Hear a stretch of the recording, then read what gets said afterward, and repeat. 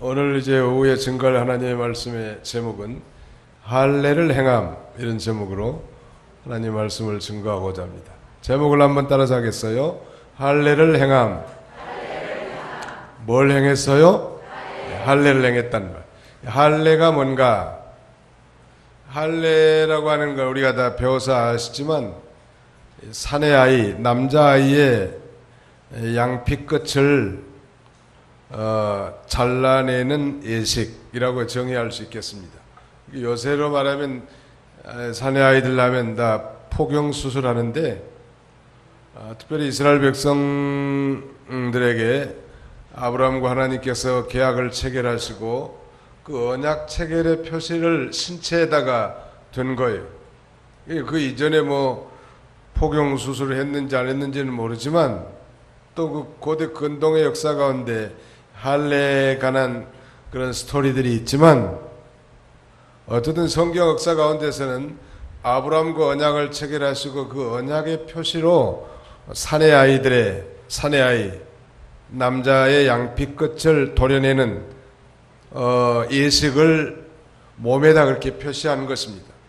누가 그렇게 하라고 했는가? 하나님이 그렇게 하라고 하신 거예요. 이 할례를 영어로는 circumcision이라고 합니다만, circum이라는 말은 around, 뭐뭐 둘레로 그런 말이고, season 이 말은 컷, 자르다 이 말이거든요. 둘레를 자르다, 사내아의 양피 둘레를 뚝 잘라내는 거예요. 그럼으로써 하나님의 언약 백성이다 라는 표시를 신체에다 두도록 그렇게 한 것입니다. 우리 성경, 어느 성경에 보니까 페리토메라고 되어 있는데, 페리란 말이 뭐뭐 둘레 이런 말이고, 토메는 컷, 자르다 그런 말이에요. 유다 백성들은 그래서 지금도 난지 8일 만에 이 양피 끝을 자르는 그 할례식을 행하게 돼 있고, 반드시 남자들만 행하게 돼 있어요. 오늘날 이 아프리카의 무맹 국가들에서는 여성 할례를 주장하면서 무고한 고통을 당하게 하고 있단 말. 그 여성의 경부 끝을 아마 어디게 하는 모양이에요.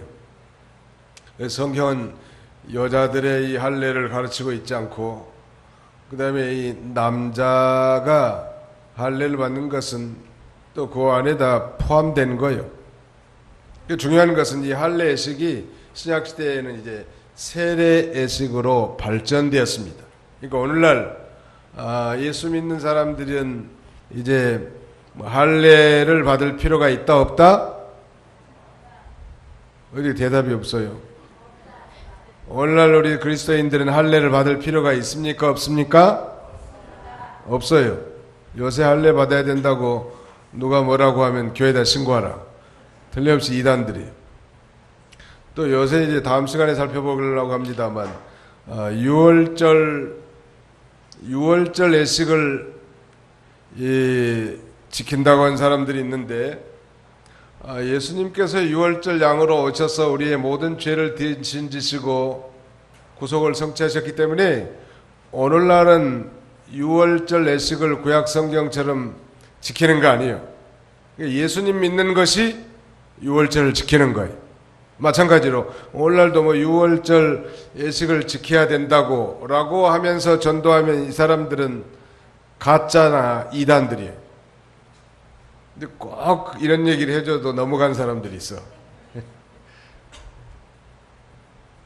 저희 같은 교회에 심하는데 그 안상홍 정인회, 요새는 이름이 바꿔져 가지고 이단들의 이름이 자꾸 바뀝니다.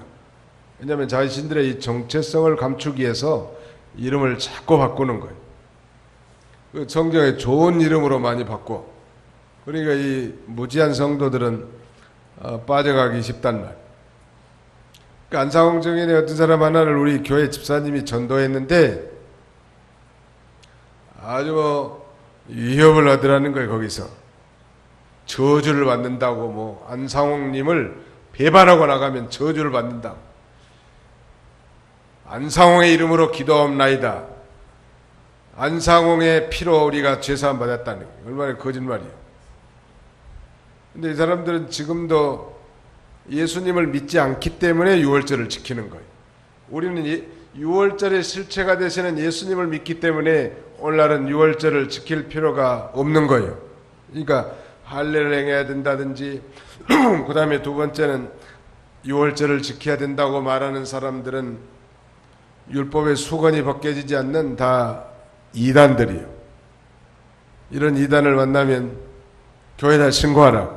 그리고 거기다 따라가면 안 돼.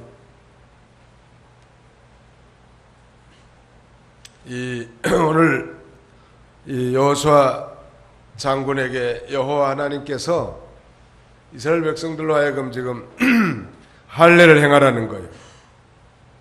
우리가 지난 시간과 연결시켜 보면 요단강을 건너고 이제 길갈에다 12돌을 세워서 우리 하나님의 전능하신 능력과 또 하나님을 영원토록 경외하기 위해서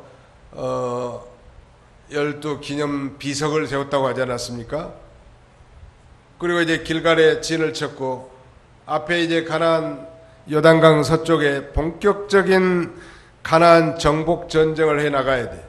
그리고 이 길갈 맞은편에 이제 여리고성, 강력한 이 가나안의 성, 아주 뭐 최신의 무기로 무장된 철옹성과 같은 여리고성을 점령해야 할 소위 절체절명의 이 순간에 뜬금없는 할례를 행하라고 하는 거예요.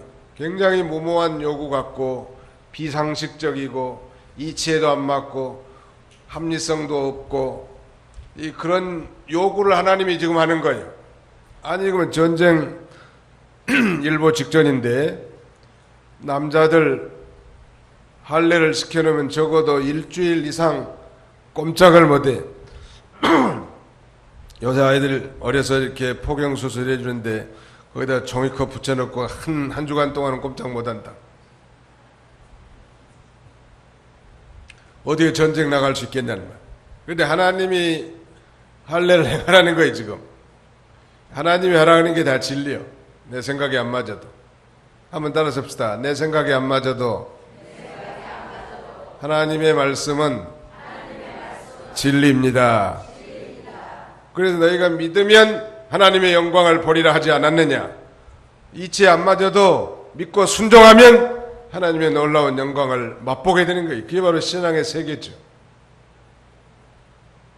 근데 이 할례를 행한 목적은 여러 가지가 있습니다만, 첫째는 하나님의 언약에 참여했다는 표시고, 두 번째는 하나님의 언약 백성된 표시고, 세 번째는 정욕 제거, 즉 죄를 제거한 표시요.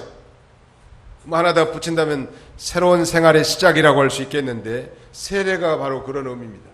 뭐 세례 받아야 구원받고 세례 받아야 천국 가고 세례 받아야 영생 얻는 것이 아니고, 이미 예수 그리스도를 믿고 죄 용서함 받은 영생 얻은 자들이 에게 이 세례를 줌으로써 이제 이 사람은 죄 씻음 받은 자다, 하나님의 백성된 자다, 하나님의 새 언약에 참여한 자다, 이제 새로운 새 생명을 얻은 자로서 새로운 삶의 시작을 알리는 표시로 세례를 받는 거예요. 세례, 이번에 우리 도봉교회 성도님들 가운데 세례 안 받으신 분들은 이번 가을에 다 색출해가지고 우리 구역장님들이 다 찾아내라. 빗사이로 막 가는 인생들이 꼭 있거든. 그 사람들 다 찾아가지고 교육시켜가지고 세례를 받게 해야 돼. 물론 믿지 않는 사람은 세례를 줄 수 없지만 믿으면서도 세례를 안 받는 것은 그건 불순종이에요. 왜냐하면 예수님은 할례도 받으셨고 세례도 받으신 분이에요. 예수님은 하나님이시니까 그럴 필요가 없는데, 당시 유대교의 이 규례를 따라서 난 지 8일 만에 할례도 받으셨고, 또 예수님은 세례를 받을 필요가 없음에도 불구하고 하나님의 의를 위해서 세례를 받으셨단 말이에요. 예수님도 세례 받았는데 자기가 무슨 통뼈라고 세례를 안 받고 다닌다면 그건 잘못된 거예요. 당신은 통뼈예요? 세례를 받으라. 어떻게 세례를 받는 사람? 세례를 받지 않은 사람은 우리가 교회 직분자 세울 수 없고 봉사의 직무를 맡길 수 없고 더욱 중요한 것은 성찬의식에 참여할 자격이 없다. 예수님이 믿어진 사람은 세례 받을 자격이 있어요. 무슨 뭐 다른 건 아무 조건이 없어. 예수님만 믿어진다면 진실로 예수님이 나의 구주라는 사실이 믿어진다면 세례 받을 자격이 있는 것.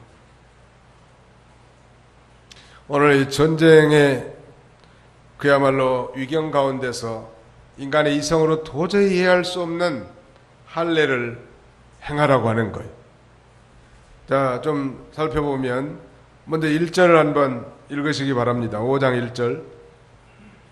요단 서쪽에 있는 아모리 사람의 모든 왕과 해변에 있는 가나안 사람의 모든 왕들이 여호와께서 이스라엘 자손들이 건너갈 때까지 요단 강물을 마르게 하셨다는 말을 듣고 이스라엘 자손 때문에 마음이 녹았고 정신이 없었다. 예, 이스라엘 자손 때문에 마음이 녹았고 정신이 없었단 말이에요. 그러니까 요단 서편, 물론 이제 바로 여리고성의 안에서 사는 사람들도 다 들었겠죠.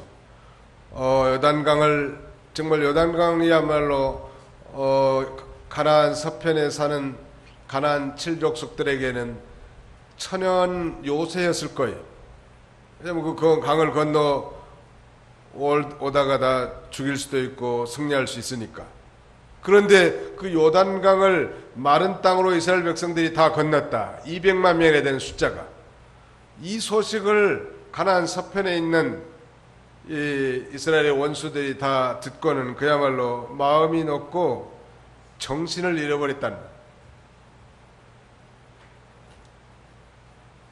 대단하신 분이시다. 히브리인의 신 여호와 하나님은 천지를 다스리시는 전능하신 분이시구나.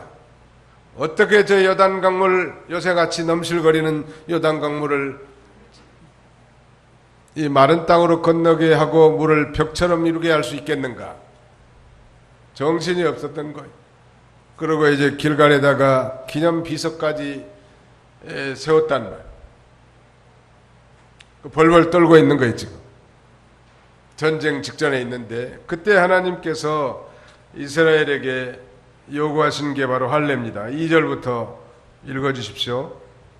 그때 여호와께서 요새에게 말씀하시기를 너는 부싯돌로 칼들을 만들어 이스라엘 자손에게 다시 할례를 행하여라 하시니 요수아가 부싯돌로 칼들을 만들어 할례 언덕에서 이스라엘 자손에게 할례를 행했다. 예, 할례를 요구했습니다. 하나님께서 하나님의 이 권능으로 요단강을 건너게 하신 줄을 알고 후손들로 하여금 이 하나님의 전능하심을 믿고 그 다음에 영원토록 평생 여호와 하나님을 경외하도록 하기 위해서 그 기념 비석을 세웠다고 했습니다. 그러니까 그 비석만 보고도 원수들은 깜짝 놀라는 거예요. 요새 뭐 북한과 중국이 남한의 이 경북에 거의 이 사드를 지금 설치한다고 결정이 되니까 벌벌 떠는 거예요. 아직 사드가 설치되지도 않았고 앞으로 설치될 건데 벌써 그거 하나 때문에 중국이 벌벌 떨고 북한이 벌벌 떠는 거예요.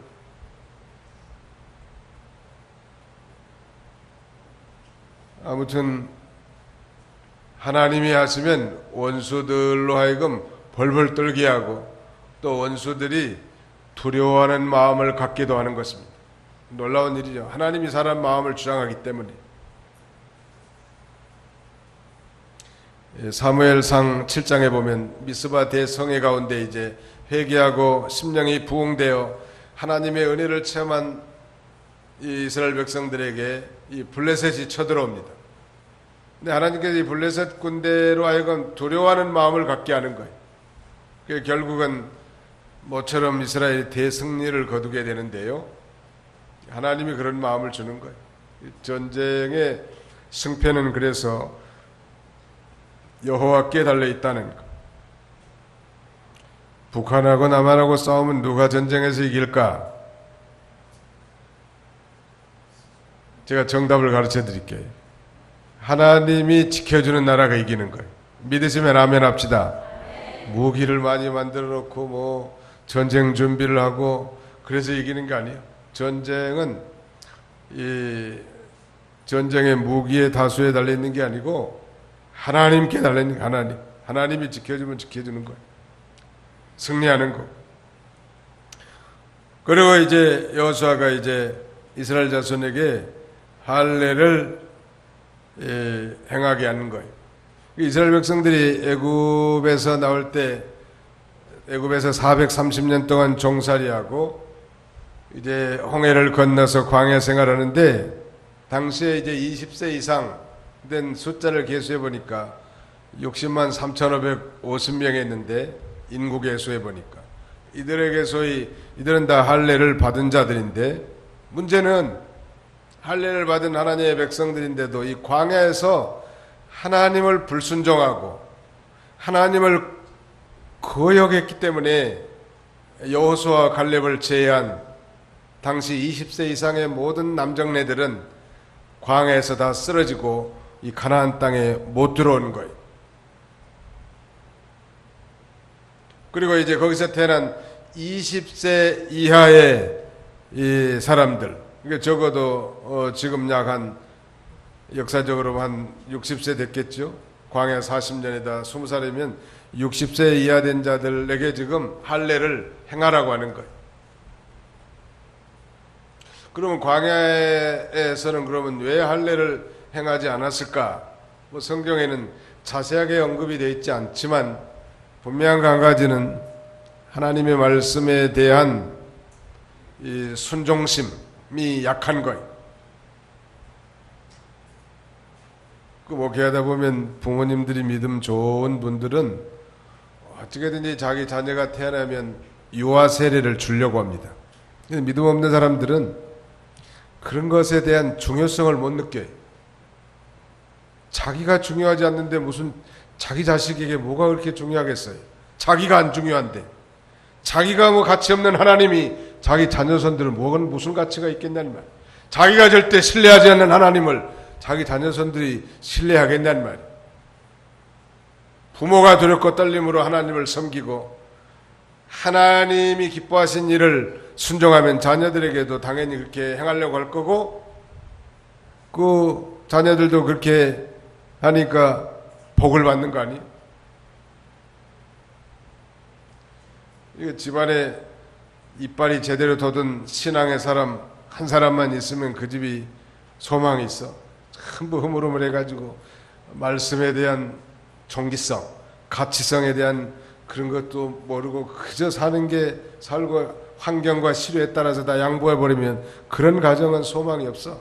한 집에 신앙생활 야무지게 한 사람 한 사람만 있어도 그 집에는 소망이 있다. 이 말씀을 무시하고 제멋대로 사는 가정에서 무슨 뭐 할례가 뭐가 중요했겠냐. 당장 먹고 살기 바빠 죽겠고 내일이면 무슨 뭐 구름이 떠오르면은 천막을 걷어서 또 이동해야 되는데 이 광야에서 그 할례를 주지 못했단 말. 하나님은 분명히 할례를 주게 해놨거든요. 아브라함과 언약을 맺으면서 창세기 15장과 17장에 자세하게 나와 있습니다. 근데도 왜 못했을까? 광야에서 뭐 너무 이동이 잦고 뭐 정신이 없고 그랬으니까 할례를 못했을 것이다 라고 주장하는 학자들도 있지만 저는 반대. 아니 무슨 뭐 하루라도 날 잡아가지고 할례를 행할 수 없었냐는 말이에요. 그 목회하다 보니까 성도들 가운데 믿음도 있고 신앙생활 연조도 있는데 세례 안 받으신 분들이 계시더라고요. 근데 묘하게 세례 받는 날은 뭐 친척집에 뭐 결혼식 있다든지 아니면 뭐 묘하게 빗사이로 막아가지고 세례를 못 받은 사람이 있는데 단호하게 한번 거절하고 세례 받을 수도 있잖아요. 믿음이 없어서 그렇다. 아니면 누가 좀 야무지게 구역장이나 챙겨준 사람이 없어서 그럴 수 있어요.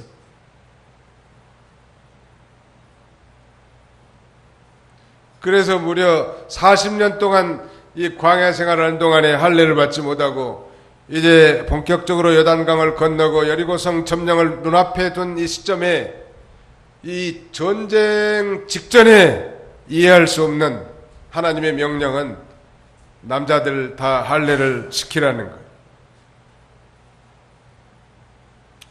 거예요. 그래서 하나님과 이스라엘 백성 간의 언약 관계가 새롭게 회복되도록 요구하신 것입니다. 원수들이 적들이 볼 때는 이스라엘 백성들의 이 괴이한 행동일 것이고 인간적인 눈으로 보기에도 무모하기 짝이 없을 거예요. 만약에 그 기간 동안에 적군들이 침략한다면 이스라엘은 꼼짝없이 몰살당할 수밖에 없잖아요. 적어도 한 일주일 이상은 싸우기가 힘들 텐데, 그래도 이것은 하나님께서 명령한 것이기 때문에 여호수아 장군이 그대로 순종합니다. 거기 한번 3절 보실까요? 여호수아가 부싯돌로 칼들을 만들어, 그러니까 옛날 그 석기 시대에는 돌칼이라는 게 있지 않습니까? 아주 날카로운 돌칼. 그걸 가지고 이제 할례 언덕에서 이스라엘 자손에게 할례를 행했단 말이에요. 왜 할례를 행했는가? 4절, 5절 읽어주세요. 여호수아가 할례를 베푼 이유는 이러하니 이집트에서 나온 모든 백성 가운데 남자 곧 모든 군사들을 이집트에서 나온 후 광야길에서 죽었는데 그때 나온 백성은 모두 할례를 받았으나 이집트에서 나온 후 광야길에서 태어난 백성은 모두 할례를 받지 못했기 때문이다. 예, 그러니까 이집트에서 출애굽할 때 나온 사람들 할례를 받았지만 광야에서 다 죽었고, 그러나 이제 이집트에서 나온 후 광야에서 태어난 백성 20세 이하 남정네들은 할례를 받지 못했기 때문에 할례를 시행하는 것인데, 그러면 왜 이스라엘 백성들 20세 이상은 이 가나안 땅, 약속의 땅에 들어오지 못했는가? 6절을 우리 다 같이 한번 읽어보겠습니다. 시작. 이스라엘 자손이 여호와의 음성을 듣지 않았으므로 여호와께서 우리에게 주시기로 그들의 조상에게 맹세하신 땅, 곧 젖과 꿀이 흐르는 땅을 그들은 보지 못하게 하겠다고 맹세하시고 이집트에서 나온 백성, 곧 군사들 모두가 멸망하기까지 그들이 광야에서 40년 동안 걷게 하셨다. 그러니까 이 불순종한 20세 이상의 사람들을 다 죽을 때까지 광야를 맴돈 거예요. 사실은 이 이집트에서 가나안 땅까지는 짧은 거리라고. 근데 우리 40년 동안 방황이 한 거예요. 그들이 다 죽을 때까지 기다리는 거예요. 7절 봅시다. 그리하여 여호와께서 그들 대신 일으키신 그들의 자손들에게 여호수아가 할례를 행하였으니 이는 길에서 할례를 행하지 않아 그들이 할례 없는 자가 되었기 때문이다. 길에서 할례 하려고 맘만 먹으면 얼마든지 할 수 있을 건데 안 했단 말. 그만큼 이 하나님께 대한 이스라엘의 불순종, 믿음이 연약해서 그런 거예요. 집안에 뭐 아들 며느리는 믿음이 없어도 할머니가 믿음이 있다면 할머니가 챙겨가지고 애야 우리 손자 이번에 유아세례 받게 하여라 이렇게 말할 수 있을 거라. 너무 시원찮으니까 할머니도 시원찮고 부모 믿음도 시원찮으니까 아이가 5살이 되도록 유아세례도 못 받았어. 굉장히 중요한 거예요. 아이들이 유아세례 받는 게 무슨 저들의 신앙 고백으로 받는 게 아니고 부모의 신앙 고백으로 자녀들이 받는 것이지만 자기가 이거 유아세례를 받았다는 것에 대한 확신을 부모가 심어주는 거예요. 너는 유아세례 받았다. 너는 어떤 목사님을 통해서 2살 때 언제 유아세례를 받은 하나님의 백성이라. 자꾸 가르쳐주면 그 언약 백성하에 있는 그 구원의 유효함이 우리 자녀들에게 전달되는 것입니다. 그래서 우리 장로교에서는 유아세례를 주는 거예요. 뭘 근거해서? 아브라함의 후손들 난지 8일 만에 이 할례를 준 것처럼 우리 그리스도 안에서도 예수 믿는 가정의 유아들에게 동일하게 세를 주는 거예요. 뭐 아브라함의 후손들 가운데 난 지 8일 만에 있는 애들이 무슨 구원의 확신이 있겠습니까? 하나님의 언약 백성된 그런 무슨 뭐 자부심이 있겠습니까? 다만 그 언약에 참여했기 때문에 하나님이 하라고 하신 명령을 따라서 할례를 준 것처럼 오늘 신약시대에도 예수 믿는 가정, 아버지와 어머니 한편만 믿어도 우리는 이 할례를, 세례를 주지 않습니까? 여러분들 혹시 챙기지 못한 가정들은 잘 챙겨서 아이들에게 아주 중요한 유아세례 반드시 받도록 하고, 또 만 14세가 되면 학습을 시킬 수 있고, 또 학습받은 지 성실하게 신앙생활한 6개월이 지나면 세례 문답을 거쳐서 세례를 받을 수 있습니다. 그리고 유아세례 받은 사람이 이제 만 15세가 되면 부모의 신앙이 아니라 자신의 신앙을 따라 입교 문답을 하고 이제 교회 정식 멤버로서 활동하게 되는 것입니다. 반드시 그러니까 유아세례 받은 사람은 만 15세가 될 때 입교 문답을 하는 거예요. 그래서 그건 세례 받은 자들과 동등한 권리와 자격이 있게 되는 거예요. 오늘 이 세례를 받지 않으면 사실은 정식 교인이 아니에요. 왜냐하면 무슨 뭐 투표권이 있습니까? 아니면 무슨 뭐 직분을 받을 수 있습니까? 봉사에도 참여할 수 없단 말. 세례 받는 것은 교회 정식 교인이 되는 거예요. 아직 세례 안 받은 사람은 정식 교인이 아니에요. 공동의 회원이 될 수도 없어요. 세례 안 받은 사람. 반드시 세례를 받아야 된다는 거예요. 우리 하나님께서는 지금 여리고성 전쟁을 앞둔 큰 위경 가운데서도 무엇보다도 하나님과의 관계를 소중히 여기고 하나님의 이 강력하신 능력으로 전적으로 순종하는 그런 언약 백성을 삼고자 할례를 행하게 하는 거예요. 여호수아는 믿음이 좋은 사람이니까 여호와 하나님이 명령한 그 할례 행하라는 것을 그대로 순종합니다. 여호수아는 참 믿음이 좋아. 순종하기 어려운 일을 순종한다는 말. 도저히 순종하기 지금 상황이 할례를 행할 시기가 아니요. 하나님, 그건 제가 할 수 있는 일이 아닙니다. 지금의 이 시대 상황과 전혀 맞지 않습니다. 하나님의 명령은 합리적이지 못합니다. 충분히 불순종할 만하단 말. 요새 시대하고 안 맞다는 거. 시대하고 하나님의 말씀은 영원 불변의 말씀인데 무슨 시대 상황하고 상관이 있단 말. 하나님의 말씀은 어제나 오늘이나 영원토록 동일하신 말씀이에요. 고리타분하게 뭐 지금 이 시대에 그렇게 예배를 드립니까? 그거에 벌써 이상한 잘못된 사상이란 말. 하나님의 말씀이면 시대를 불문하고 환경을 초월해서라도 순종하는 거예요. 그래서 여호수아가 이 할례를 행한 것인데요. 이 할례는 말씀드린 것처럼 신약시대에 세례로 개혁이 된 것입니다. 그러니까 구약시대에 아브라함이 하나님과 언약을 체결하고 그 신체에다가 언약의 표시로 할례를 행했다고 그랬죠. 그래서 너는 언약 백성이다. 너는 하나님의 언약에 참여한 자다. 그리고 이 남자의 양피 끝을 잘라내는 것은 정욕을 제거하는 것, 죄를 깨끗하게 씻는 행위를 가리키거든요. 오늘 신약시대 세례도 마찬가지예요. 예수를 믿고 세례받은 자는 모든 죄를 다 깨끗하게 씻음 받았고 하나님의 백성이 되었고 하나님의 자녀가 되었단 말.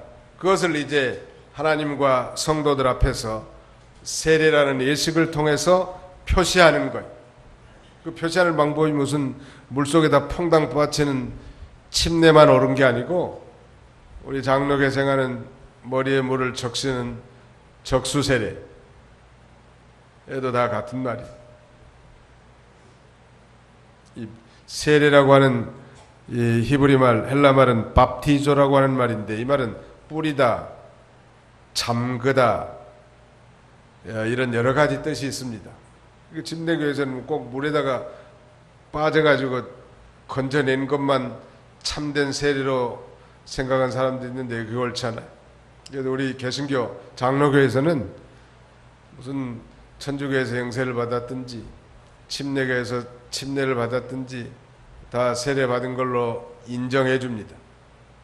물론 입교문답을 거치긴 합니다만 정상적으로는 그런 이 형식적인 게 중요한 게 아니죠. 정말 예수 그리스도를 자신의 구주로 믿고 모든 죄를 용서받은 사람, 그래서 하나님의 자녀가 되고 하나님의 새 언약 백성이 된 자들에게는 세례를 받을 자격이 주어진 것입니다. 마지막 이제 8절 9절 같이 한번 읽어봅시다. 시작.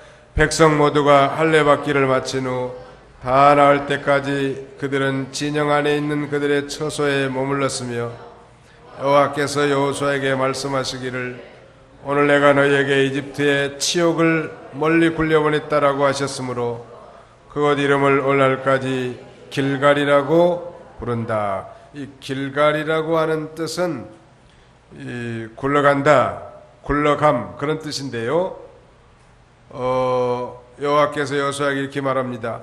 오늘 내가 너희에게 이집트의 치욕을 멀리 굴려보냈다. 여러분, 예수 믿고 구원받은 자는 예수 믿기 전에 모든 죄를 다 굴려보낸 이제 새 사람이 되는 거예요. 한번 따라합시다. 예수 믿고 세례받은 자는 모든 죄를 굴려보내고 새 사람이 되었습니다. 예, 이제는 애굽의 우리가 애굽은 세상을 가리키는데 과거에 죄짓고 하나님을 거역하고 우상 숭배했던 그건 다 수치스러운 일인데 이제 예수 믿고 세례를 받으면 그 모든 수치가 다 굴러가 버리고 과거에 창렬을 했든지 깡패 노릇을 했든지 사기꾼을 했든지 다 그 수치가 다 굴러가는 거예요. 예수님 안에서. 그리고 이제 새로운 하나님의 백성이 되어 새로운 생활의 시작이요. 여러분, 대통령 선거를 해가지고 당선이 됐다 할지라도 바로 대통령 직무를 볼 수 없고 반드시 이 취임식을 하고 대통령 이 직무를 감당합니다. 그러니까 대통령 선거에서 당선된 것은 우리가 예수 믿고 구원받은 것이라고 할 수 있다면 세례받은 것은 취임식과 같아. 취임식을 하지 않고 대통령 직무를 볼 수 없는 것처럼 세례식은 바로 이제 새로운 생활의 시작을 알리는 거예요. 교인들에게 알리는 거예요. 나 세례받은 사람입니다. 예수 믿고 죄 용서받고 구원받은 하나님의 자녀로 이제 새 생활을 시작합니다. 그래서 성부와 성자와 성령의 이름으로 세례를 주는 거예요. 세례도 예수님이 내신 제도 아니요? 천주교에서는 소위 칠성례라는 것을 만들어가지고 무슨 뭐 견신례, 혼례배 여러 가지가 많이 있습니다만 예수님이 직접 제정해준 예식은 두 가지야. 성경에. 첫째는 세례, 두 번째는 성찬. 세례와 성찬만이 예수님이 직접 제정해 준 거고 나머지 천주교에서 만든 5가지는 사람이 만든 제도예요. 우리는 그걸 시행하지 않습니다. 두 가지만 하는 거예요. 뭐가 뭔 말이에요? 세례와 성찬하는 거예요. 세례, 성찬. 세례 받는 게 그렇게 중요한 거예요. 이것은 과거에 구약시대는 바로 할례와 같았다는 거예요. 그래서 당연히 전쟁을 앞뒀다면 무기를 준비하고 정신력을 북돋고 그런 전쟁 준비를 해야 될 텐데 전쟁에서 패할 수밖에 없는 그 할례가 나올 때까지 장막에서 기다릴 수밖에 없는 그런 비상식적인 이런 행동을 하는 것은 하나님의 백성은 하나님이 도와주셔서 승리한다는 것을 역설적으로 교훈해 준 거예요. 어떤 자에게, 특별히 하나님과 이스라엘 백성들 간에 올바른 관계 속에 있는 사람을 하나님이 도와준다는 거예요. 그러니까 우리가 집안에 어떤 문제가 터지면 먼저 하나님 앞에 회개하고 하나님과의 관계를 바로 하고 기도하는 게 중요해요. 그건 안 하고 무슨 사람 찾아다니고 돈으로 해결하려고 하고 환경을 바꿔보려고 하고 그건 벌써 불신앙적인 처사라. 하나님이 뭘 하시는가? 하나님 앞에 관계를 바로 하라고. 그게 바로 하나님이 가르쳐준 방법이에요. 하나님과 올바른 관계 속에서 내가 사는가? 새 언약 백성으로서 하나님의 말씀을 순종하며 믿음으로 살았는가? 점검해보라는 말. 이를 위해서 이스라엘 백성들의 할례를 시킨 것입니다. 우리도 세례받은 하나님의 자녀들이고 천국을 유업으로 받은 자들이지만 종종 세상에 빠져서 약속을 다 잊어버리고 안 믿는 사람들처럼 살 때가 많은데요. 우리가 다시 예수 믿고 세례받은 자라는 새 사람, 새 언약 백성이 된 걸 상기하고 힘있게 승리하며 이 믿음의 길을 걸어가는 그런 저와 여러분들이 다 되시기를 주님의 이름으로 축원합니다. 기도합시다. 하나님 아버지 감사합니다. 우리 하나님께서 도봉교회를 사랑해 주시고 오늘까지 인도해 주신 우리 아버지 하나님, 이 도봉교회에 소속된 하나님의 모든 백성들을 축복해 주시고 예수 그리스도의 피로 맺어진 하나님의 백성이오니 저들의 가정과 직장과 사업장과 인생의 진로에 하나님 복 주셔서 날마다 승리하며 형통한 삶을 살게 하여 주시옵소서.